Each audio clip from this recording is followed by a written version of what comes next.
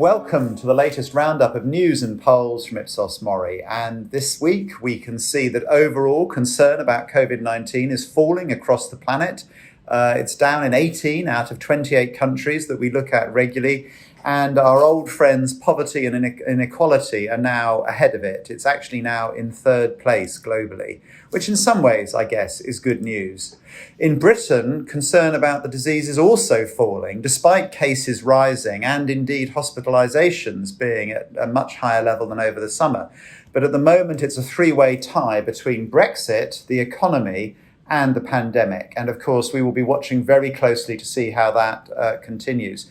What's clear, however, is that British public opinion in some ways is now fragmented. There's a big variation in what people see as the top issue, depending on how old they are, their social background, and indeed their voting intention. So 4 out of 10 middle-class people see Brexit as the key issue, but only 15%, or about 1 in 7, of working-class voters. So some quite big differences.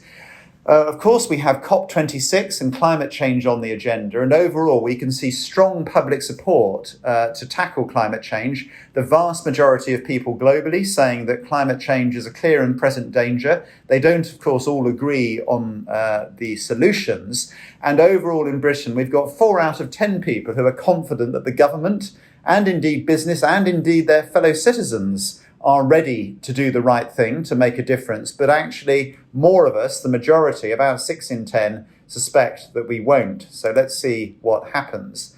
At the same time, Britain is, there, right up there, as a country where we recognise that we need to do things. And as we open up our economies, and indeed Australia has just opened its borders, and countries start to look at how their health systems are after the pandemic. Overall, globally, we've got 53% who say that their healthcare system is good.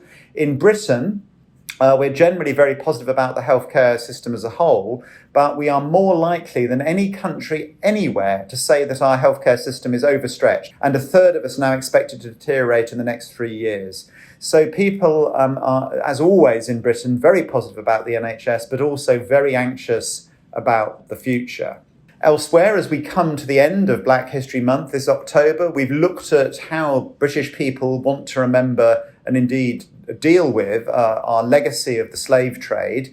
And overall, most people support the idea of teaching kids about Britain's role in the slave trade, which is just as well because it's actually already part of the school curriculum.